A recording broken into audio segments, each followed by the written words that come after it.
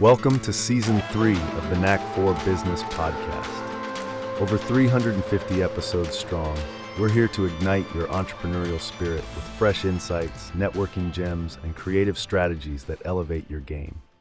Question for the audience. What would happen to your business if everything suddenly stopped tomorrow? Are you really prepared? That's the question that Erika will be answering on this episode.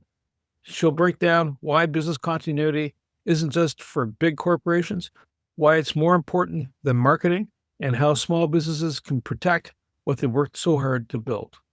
Our guest today is Erika Andresen from EaaS Consulting LLC. Erika is a recovering lawyer, military veteran, and graduate professor of emergency management. Erika brings serious credentials to the table, including certification as a business continuity professional. She's been invited to lecture at MIT on crisis management and business resilience, and is a go-to expert quoted by Forbes, Money Geek, and Success Magazine. Erika is also a two-time Amazon best-selling author, with her latest book inspired by real-life challenges faced by businesses in the wake of Hurricane Helene, and experience close to home in Asheville, North Carolina. Outside the boardroom, Erika is a six-time marathoner, an indie film contributor with an IMDb credit, and a fan of travel, red wine, and good bourbon. Erika, welcome. What's your favorite quote or saying? My favorite quote comes from Alice in Wonderland when the Cheshire Cat asked Alice, "Can you stand on your head?" We can't. What I love with that is when he says it, the immediate laugh, because when he says it, he's taken his head off his body and he's standing on it, as opposed to the way you would think about normal people just go upside down and stand on their head. I love the idea of seeing something for what it's not, or seeing a different version of something, even though it's exactly the same words. Yeah, if I actually watch me take my head, decapitate myself and still keep on going. There's a little bit of Houdini at work. What's your business tagline? It is secure, survive, and thrive. Awesome. And do you have a business value proposition you bring forward? I keep business doors open and cash flowing. How did the military shape your views on preparedness? My job in the military, I started off as a corporate lawyer. I joined the military for various reasons, and I was a lawyer in the military. Part of our job, it's called continuity of operations. It's a standard practice that everybody does, because the mission of the Army is to fight and win wars, and it is the equivalent of a 24/7 international corporation. So if any part of that mission is in jeopardy, that's unacceptable, because we can't be mission failure. So every single cog in that, which are all the soldiers, have to be able to pick up and carry on no matter what happens. So individually, we do it as an organization, but we prepare other people to take over for us in the event that we're suddenly not there for some reason. That's how I started with getting involved in business continuity.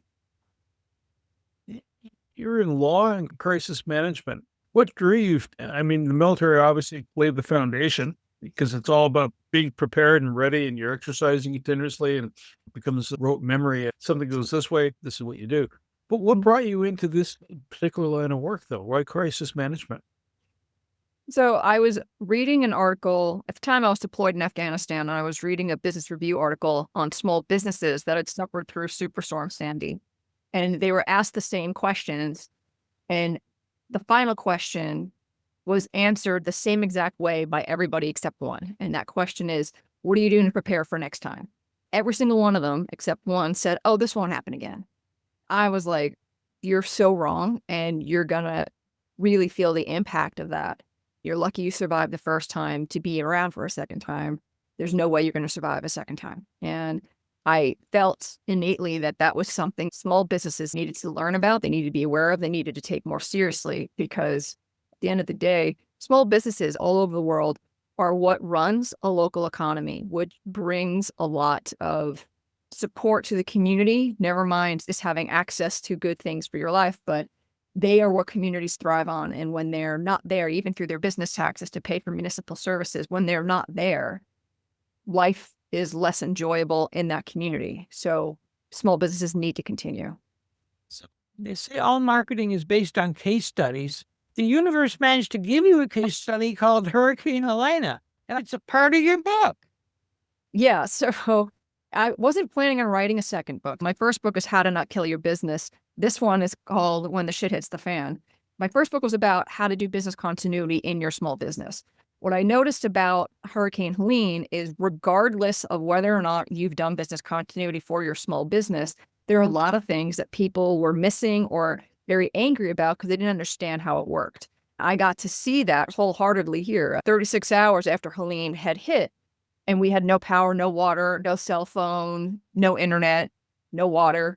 People were screaming, where's FEMA? The emergency management organization, that they should be showing up. And I was like, why are they asking already? I know the process of how FEMA shows up. I know it's local first, then it goes to the state, then it goes to the federal level, they get approved, and then they can show up. It takes a couple of days. People were angry about certain things like that. People were being misinformed about what risks actually were. You don't understand this because it's not being explained to you. People who are using these terms don't actually understand what they mean, which keeps people in a cycle of repeating things they don't understand because they don't understand the risk. It makes them more vulnerable to it. So they talk about how many year floodplain. It's a 1,000-year flood. It's a 500-year flood. So people assume, oh, well, that means it's not happening for 1,000 years. That's exactly wrong. This type of language is created by civil engineers for civil engineers, not for the general public, not for weathermen, not for politicians. And they just keep repeating with it and they don't understand it. And they're not conveying the actual risk level. Perfect example. If you think a 1,000-year flood happens every 1,000 years, Ellicott City, Maryland had a 1,000-year flood in 2016. They had a second 1,000-year flood in 2018. 2 years is not 1,000 years. It's still possible. But time flies.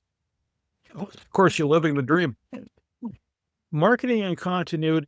Some people go, hey, I got to promote my business. And you're saying, listen, continuity is more important. Yeah. Why is that? First, marketing has done an excellent job. So they've made a lot of small businesses think this is the end all and be all of business survival. Yes, it's important that you have marketing, but what's more important is you actually have a business that's open and able to serve the clients you're trying to get with the marketing. What you're doing with marketing is getting a desire for your service or your product. If you are shut down because you've not prepared, that desire for your service and product does not go away. So they're going to go to somebody else, your competitor, probably, and you're going to lose market share. You're basically spending money for your competitors to actually do better. And living in Asheville, when I first got here 3 years ago, I started reaching out to the small business mentoring groups. And I was like, hey, I would love to give a free lecture about business continuity to the small businesses here. And they're like, I don't think they'll be interested in that. Do you have something with marketing? I was like, no, because business continuity is more important. They're like, yeah, no, we're not interested. So they decided, the mentors decided that the mentees did not need to know about this. The mentors didn't really understand business continuity. That was part of the problem. So when Hurricane Helene hits, and I'm watching all these small businesses struggle because they didn't do business continuity, I'm like, wow, how's that marketing budget working out for you now? Because you're closed, because you are completely destroyed, because there's so many other things I could have told them to do differently to prepare in the days leading up to the storm that would have actually enabled them to either continue, even at a reduced capacity, continue their business, or start anew with a pivot, but not from scratch.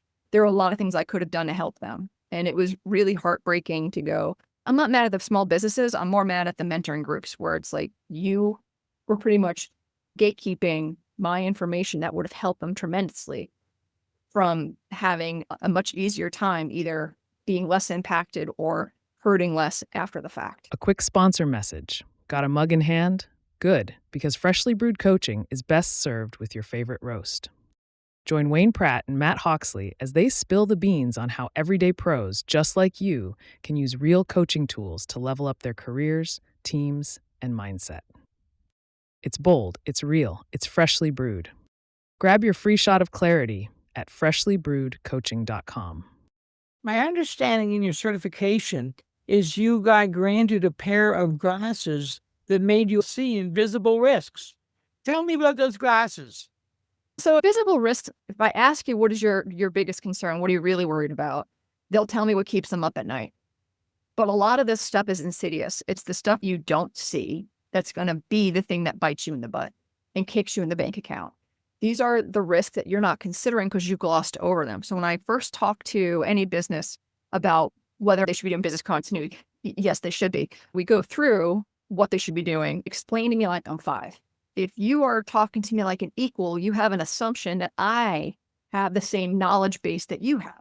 So when I start having you break it down to basic stuff and explain certain things, I'll ask questions and you're like, oh, yeah, no, I haven't really thought about that. And they're obvious to me, very obvious to me that these are missing things. And they're like, how did I miss that? You missed it because you're too close to it or too higher level into it. An example would be I talked to a CFO. I said, what's your biggest concern? He talked about some cybersecurity issues. I said, let's move on to your physical structure security. And he goes, oh, no, we're good. And because I'm a lawyer, just because I'm not a practicing lawyer anymore doesn't mean I don't have that lawyer interview skill. Is it because you have a very robust physical safety structure plan? And he went, no, we're fully remote. I'm like, How many employees you have? It was 120. I said, are they located all in your state or all over the United States? He's like, no, all over the United States. I said, are they clustered anywhere? Houston, Tampa, North Carolina coast. He goes, we actually have a few in the North Carolina coast. I said, do you know why I'm asking you?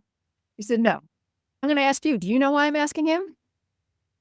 Because if you're in a hurricane, you can't get your articles published. You get a hush, though. Script clean. He couldn't see that. I said hurricanes. He went, oh, yeah, like 4 years ago, there was a really bad hurricane in the North Carolina coast where our team of 10 people couldn't work for 14 days. And I was like, so remember I asked you about if you have a physical structure security and you told me you didn't have one to worry about? And he goes, yeah. I go, you have 120 to worry about. And then I watched the blood drain from his face because he never considered that every single employee has different things they need to consider to be operational. That was a real eye-opener for him. Again, that was an invisible risk to him. Obvious to me. Wayne figured it out, but not everybody can.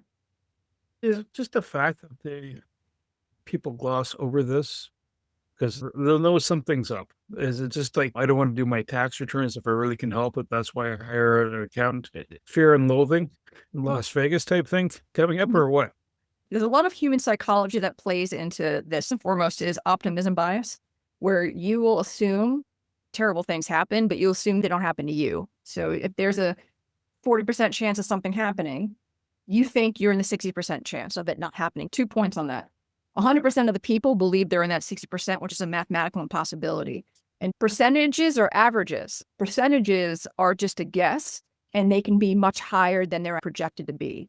So when they think nothing bad's going to happen. And the other thing is they're assuming somebody else is coming in to rescue them. Like, oh, the government will come. The government will take care of this. And it's like, no. They put a priority on, I call it the 10-meter target versus the 300-meter target. The 10-meter target's the thing that you're like, I have to fix this right now. But the 300-meter target's in the distance. And if you're not paying attention to that, that's what's going to wind up killing your business if you've not taken care of it. If you're too focused on all these 10-meter targets, there's no longevity in your planning. There's no longevity in your business being operational. There's react. So it trains our mind to always be reactive. And you want us to step back and become proactive. Can you tell us more about that? Yes. So that's part of the being prepared, not scared. When you're scared, you're stressed out. You are doing decisions in haste. You're doing decisions from a place where you are going to miss obvious things. So one of the examples of Hurricane Helene in Asheville, there was a food bank. And I saw the day before the storm hit that they had moved their trucks to a higher location. And I was so happy that they did that. I'm like, yes, they're doing something for business continuity. And I said, I hope to God those trucks are filled with their food. They did not. They left all the food in the warehouse. They just moved it to a higher shelf. And when I asked the facilities manager afterwards, I'm like, hey, I'm really curious. Tell me about all the stuff that you did.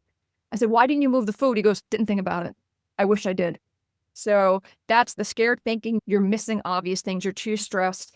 It's also more expensive when you're scared because they say every $1 spent in preparation saves you $6 on the back end. Not necessarily just because things are more expensive, but you've already paid people your salary to do something. Now you're having to go back and redo things. So that's wasted money. is if you are prepared, you're like, I saw this coming. I'm just going to set this thing up. I'm going to enact the plan I already have, and it's not going to impact me as much. That's where being prepared is, where you're not caught unawares. You're coming from a place of strength and security and time. You have more time when you're prepared. If you knew, like I knew the Wednesday before the storm was hitting on Friday morning. I knew the Wednesday before the flooding was going to go more than 20 feet. I'm not sure why the city didn't know. It was public information. They didn't order any evacuations. They also, none of the businesses knew, because the businesses were listening to the town and nobody told them. And I'm like, if you were my client, I would have said, hey, you have 2 days ahead of everybody else to start working now. If you were waiting until the stuff actually came, you're like, oh no, I've now got 12 hours to fix this. 48 hours is much better than 12. So being prepared, having the right tools will lead you to success and security and time. The role model for that would be Noah's Ark. Well, actually, it's funny because I teach emergency management, and I tell them that the first example of any type of preparation and mitigation is Noah and his ark, where he thought, well, it's going to flood, so let me take 2 of every male and female so they can, reproduce and we can go somewhere else. And I was like, that's a very first example of emergency management in the world. So do the insurance companies encourage having SOPs, standard operating procedures, built out for typical horizon events, such as, there's a fire, there's a power outage, having worked in healthcare, gosh, we trained from everything from we lost the patient, we get someone who's upset, and on goes the list to the code brown, oops, someone spilled some chemicals, not so good, and on it goes. Do insurance companies or ISO standards come into play to direct people? Some of these things are standards for larger corporations, but do they also help the small, medium businesses also? That's a couple questions in one. Go. So with insurance, business continuity plans absolutely help reduce first, it enables you to actually get a policy because they want to see that you've invested in the thing they're investing in. If you have business continuity, most people are like, okay, business continuity to them is abstract, but everybody knows car insurance. And with car insurance, having an insurance policy does not make you less likely to get into an accident. There's still risk to address. You'll get rewarded with a lower premium if you've done a defensive driving course, if you have an alarm, if you have day running lights, all the things that could help mitigate you being in an accident, or whatever damage that is suffered is less because you took proactive action.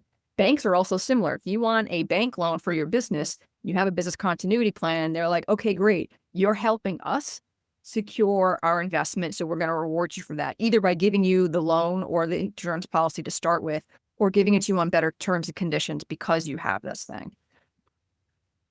ISO and SOPs and there is an ISO standard for business continuity. You asked about, well, these are for big companies. It doesn't matter. I focus only on small and medium-sized businesses. I can be doing this for large corporations, which have been doing it for decades. They've been doing business continuity. They call it enterprise resiliency. They have full-time teams within their corporation doing this full-time.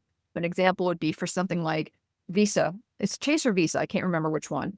They have 8 identical buildings throughout the United States in various locations where its job is to power down 1 or 2 of those buildings at a time to see if the other buildings can take the load, because every second that business is down, they're losing millions of dollars in transactions, and that's unacceptable. Now, you don't need to be big. Small businesses, I've actually worked with a solopreneur who works from home making cupcakes on doing business continuity. She's like, I can't do business continuity till I grow. And I was like, hold my beer. I'm going to ask you some questions. And from that conversation, she's like, holy crap, there's a lot of stuff I can be doing. I had no idea. And then she had realized that she couldn't grow without doing business continuity first because it offered a level of security she didn't have. And it's just even as basic as I asked her, does she have a backup plan if she can't use her kitchen in her home? I also said, what if a neighborhood outage is happening? Is there another facility further out? Who you're getting your sugar and flour from? She's like, I have a vendor. Do you have a backup to that vendor? Is your backup located next door to that vendor? Or are they somewhere else? Because if that vendor is experiencing a problem like a hurricane, their neighbor is also going to experience that hurricane. There are a lot of little things that I introduce to small businesses because there's no reason they shouldn't be doing business continuity. Size is not a barrier to business continuity. It is a benefit for so many small businesses to have this. to be able to stay operational. They're the backbone of economies across the world. I usually like to ask at least one question that scares and horrifies Bernie. I want to ask about personalities. The way I'm wired, I am really, if I'm zoned in for 15 to 20 minutes, and the whole idea of preparation, anything, is intimate to me. How do you deal with people who are wired that way, and how do you keep the urge from stopping them? When you get how do you describe yourself if you're zoned in for 20? I only am dealing with that 20 minutes. If the house is on fire tomorrow, it's not a problem to me. It's an obscene example of what you're talking about. That's an example of the 10-meter target versus the 300-meter target, where you're only focused on the literal fire in front of your face. Let's say you have a client who's really angry that something didn't work, or you were late for something, or something blew up that wasn't supposed to. If you do not drop everything and address that client, you're ignoring all your other clients and other aspects of your business. So if you just concentrated on that thing without anyone else being able to do anything else in your business, you're neglecting the rest of your business. So that's part of business continuity, is where you're learning intimately every aspect of your business. And it actually makes you so much less stressed, where you're like, you don't want to have to worry about the fire tomorrow because you've already worried about it. You've already done all the steps. So it's adulting for your business. I know it's not sexy to many people. I like it. It's adulting. Paying bills, doing laundry, cooking, cleaning, the things nobody really wants to do, but you have to do. If you focus for your 20 minutes on your task and be like, I got a plan now. Perfect. I have an SOP for this. I did my focus time. You don't have to worry about it. So when it does happen tomorrow, you're like, I already figured this out. Here's my plan, and this is what I'm going to do. As we're unfolding the story, like the hurricane, it seems obvious, right? Or power outage also seems obvious, unless, of course, you haven't had one. Do you find that if you're a seasoned entrepreneur, you got years of experience, or you've been in different trades, you've been in the armed forces, or you've been a firefighter or EMS, and then you hop into another line of work, do you find that you have that experience then going, okay, I've got a perfect path, I can make my cupcakes? Having a hard time, from an infantry grunt to cupcakes. However, if that's the person's goal, do you find that they will be more prepared, being dynamic or agile? Might be some of the words. Because at the end of the day, it's being agile. Something's not going according to plan. How do I mitigate the risk and keep on cooking? Pardon the pun. Two things I want to address. First, you mentioned hurricanes, natural disasters. A lot of people are making the assumption that business continuity, the disasters are all natural disasters. They're not. It's disasters and disruptions. And there are two types of disasters: natural, hurricane, tornado, snowstorm, or man-made, which is a cyber attack, which is an active shooter, which is an internal employee who is trying to get revenge on you because they didn't like their last review. Then you have a disruption. A disruption can be based on supply chain issues. It can be based on a key piece of machinery not working, so the oven not working for the grunt who's now making cupcakes. It can be that their license wasn't applied for in the right way, so it got suspended temporarily while it gets sorted out. If you don't have a license to do business or it's suspended, you can't do business. It doesn't make your expenses go away. You still have those expenses. So you'll be bleeding money if you've not had that kind of thing. Prepare for that type of disruption. It also can be if you work in a warehouse and everybody won the Powerball and quit the next day. Suddenly nobody's there, or a leader dies suddenly. Succession planning is also part of continuity. So these are all things that can disrupt your business. Exponential growth can be a disruption if you're not prepared for it. But we're talking about like somebody with the background in the military. It's ironic that you say that, because my background is law, military, and then this kind of stuff. A lot of military people are preppers and they understand something, but it doesn't mean that they understand it with respect to business. You would assume that I track well with veterans. I don't. They're some of the worst prospects for me because they already got it. At least they think they got it.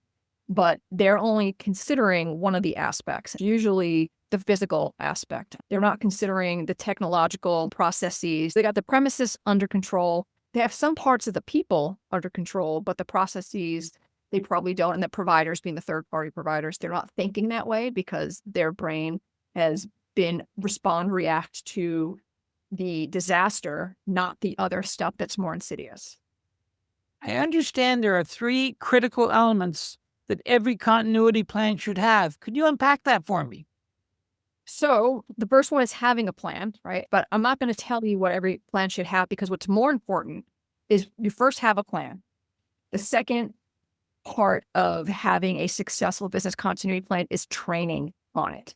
If you don't train on it, then you don't know what's actually in it. You're not familiar with this. So if you spent your 20 minutes focusing on that and you're like, okay, I'm done, never looking at this again until I need it, you're going to have to refresh your memory again in a time of stress. If you've practiced this throughout because you've trained on it, you know what's in it, that puts you in a better position. And then I said the practicing, which is exercising it, not just looking at it, but also going through the motions of, let's pretend this has happened. I need to go to this other location.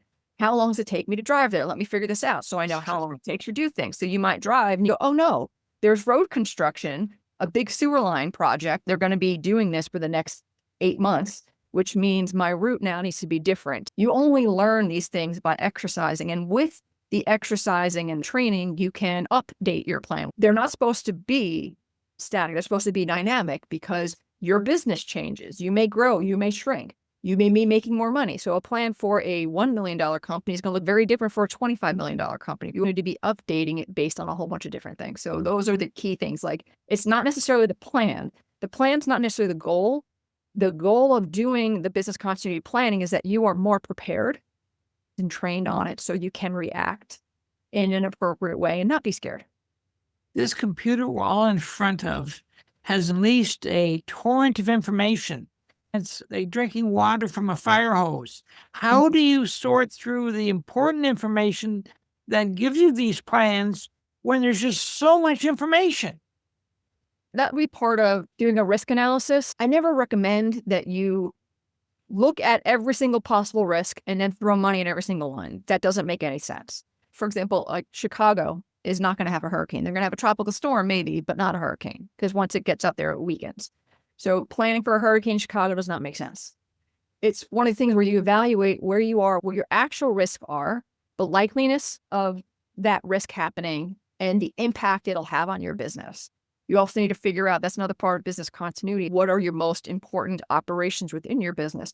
You may think it's one thing, but when you do the actual process, it might be something completely different. You may think something's not important, but until you do this process, you're like, wait a minute, I actually need that non-important thing to enable the very important thing. So now all of a sudden that becomes an important thing you push up in what you're spending your money on and shoring up. I never recommend that. First of all, you'll never get a 100% solution. Even if you spend all your money throwing it at, you'll never get there. But there's so many things you can do. 80% solution, I think, is perfect. I'm actually pretty okay with a lot of people, depending on what it is in your business. You are great with a 60% solution. And this is an intimidating thing for a lot of people. I don't know where to start. I'm overwhelmed. Start somewhere. Pick the low-hanging fruit. Figure out, okay, if I don't have my phone, what am I going to do? That's the first low-hanging fruit. Get you started in the mindset of how you're going to conduct your business if your phone line's down. It's a lot less intimidating when I tell you you don't need a 100% solution. 100% solution doesn't even make sense. But you could also start small, and it's going to get you to where you need to go. So if I'm just starting out and I'm going, okay, I need to cover my bases, make sure our business is resilient and agile, not only from the marketing perspective, but for operations. Is there a framework that you work with that grows with me as my budget enhances? The thing is, when somebody asks me when they think, when's the best time to start a business continuity plan, especially if they're starting out, I go now. The most ideal time is when you're doing a business plan. An example is I was doing an exercise with somebody and I told them that their warehouse was located in Wilmington, North Carolina, which is the coast, which floods with hurricane type stuff. And I said, so a hurricane's coming. What are you going to do? After we talked about it for a little bit, he's like, can we start over? Can I not have my warehouse be in Wilmington, North Carolina? And I went, exactly. That's why you want to do business continuity as part of your business plan, because you want to think about all the risks that are involved, where you're going to be setting up your business, because you would rather find out before you invested all the money in your warehouse that it's in a very high hurricane, very high flood prone area. It's better to find that out in advance, because it's much cheaper to go, oh, okay, how about I just not have it there and put it somewhere else than you building it and going, oh no, now I have to move and all the improvements I made on the building are going to go to waste because I can't actually move the building. So once you get it into your system of what business continuity is, every time you add or subtract something, which is why business continuity plans need to be living documents. You go, oh, okay, this is insecure. We've now grown and opened up a location here. We have to do something there. The more money you have, the more you can invest in it, but only invest in it as much as it actually impacts your business. I had a consultant appointment with a company that makes a couple of hundreds of millions of dollars, and they're located in an area that will absolutely be destroyed by natural disaster, one that's expected to come. And I was like, what I need you to do is plan for you not having access to your employees or to your operations in that location for at least 1 month, because there's nothing you can do to prepare for that other than move everybody. I said, so there are other things you can have going on in the background to enable that. And they're like, okay. Again, the framework grows and shrinks. That's a beautiful thing about a framework. It's an outline. It's a skeleton that you can add or subtract from based on what size you are and what your growth is at that moment. When so many business decisions are based on pumping up my ego, how do you tell someone they don't have a clue and not have the meeting go very badly? And one of the things I don't necessarily talk about return on investment, because return on investment is hard for something like a continuity plan. I could tell you that, especially in the US, there's a grant available for small businesses that do business continuity. They will give you $5,000 to help you recover after a disaster, purely because you registered with this organization first and you showed them you had a business continuity plan. So I'm like, okay, you're automatically getting $5,000 to help you recover, but that's not enough. That's a return on investment, but you need a disaster to happen to see that return.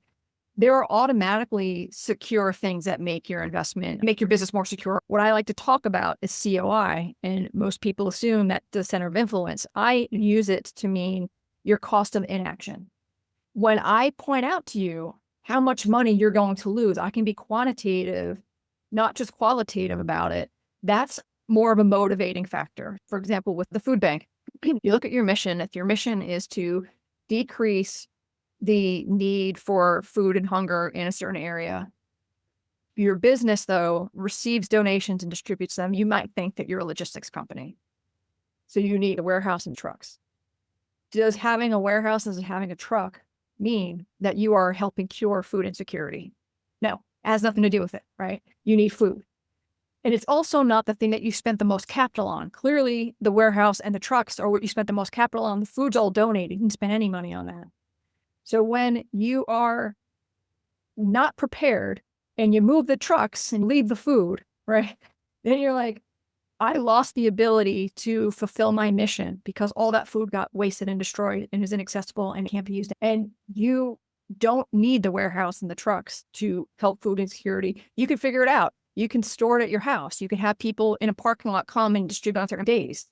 You're still mission success if you have the food. So aside from failing with your mission, you're going to lose marketplace. You're going to upset your stakeholders and your clients because you're not actually performing for them.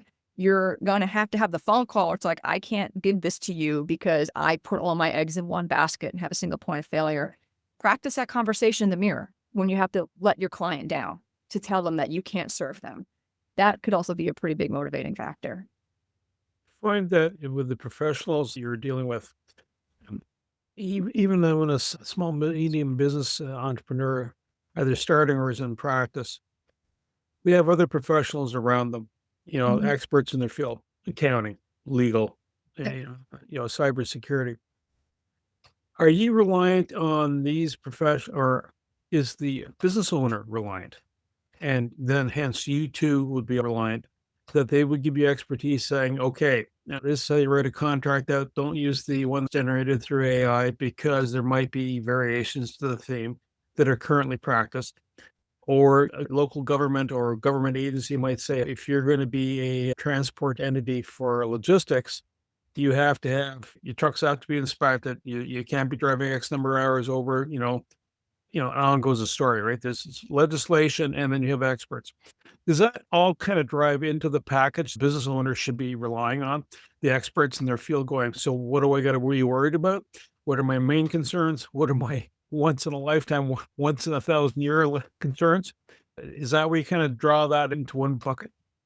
The business continuity is an umbrella that incorporates emergency management, cybersecurity, compliance, regulatory compliance, succession planning, crisis management, crisis communications on how you actually inform the public and your stakeholders and shareholders when you're going through a crisis, what they can expect from you. There's so many things that business continuity includes. And aside from, because I'm also a lawyer, it's because I'm a recovering lawyer, it doesn't mean that I don't have my lawyer brain. I still can advise people on legal stuff, but there are certain things that I can't, and nor do I have a desire to do. When somebody had said, I was talking to them about their succession plan, they're an LLP. And they were like, this is what happens if you're capacitated. And he goes, okay, well, my wife, the wife is the head of admin of the office. I'm like, your wife ain't going to do anything. This is an LLP. She can't.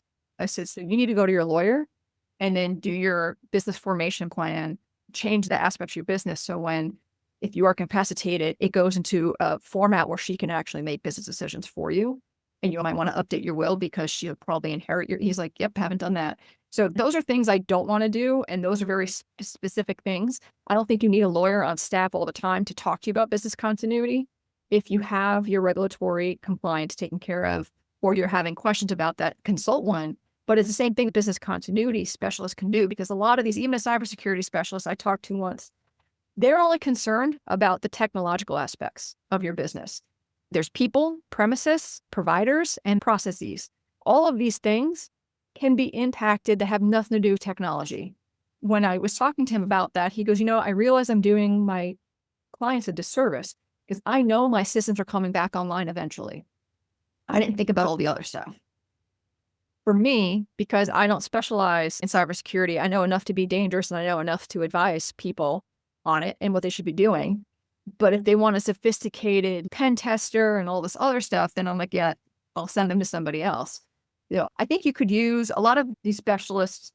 They'll give you tips, tricks about things that they aren't calling business continuity, but it's part of business continuity.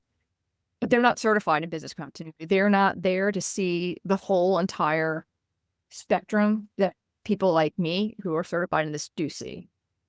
In context, everything is in context. Tell me about your book, what it's about, and how to get it. So I mentioned earlier, the book is called When the Shit Hits the Fan. It's a business survival guide for when disasters strike. You can get it on Amazon, all the Amazons, not just the last one. And it's a great book for understanding what your risks actually are and who's coming to help you. Because like I said, a lot of people are like, oh, the government's coming. And it's like, probably not. And the difference of what government help looks like versus helping yourself. It happens a lot more quickly. If you're helping yourself, it's a lot better.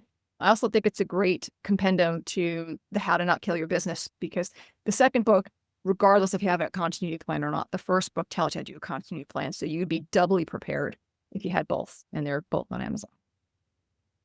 You're in North Carolina.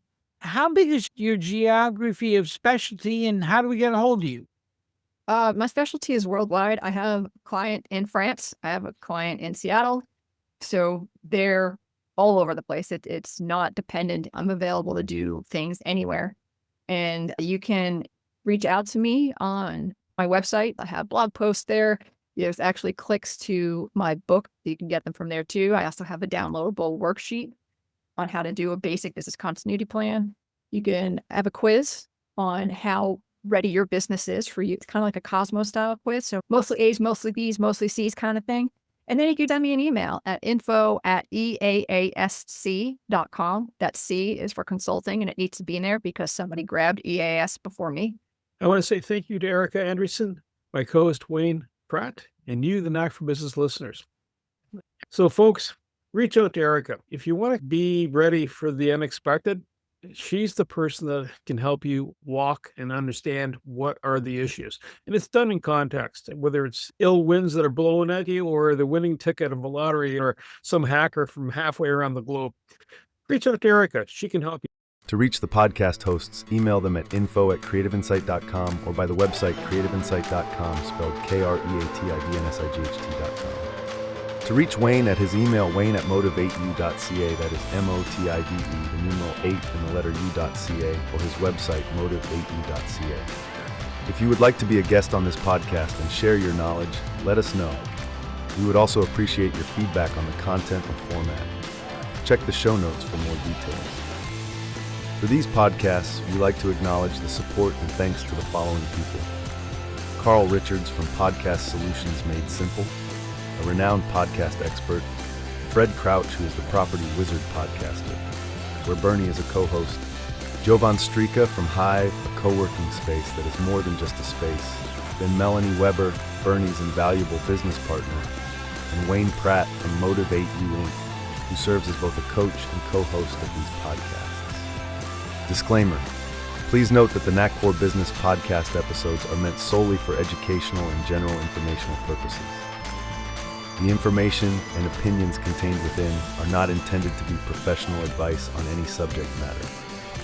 The thoughts, views, and opinions expressed by the participants are their own personal beliefs and do not represent the views of the podcast hosts or any affiliated organizations.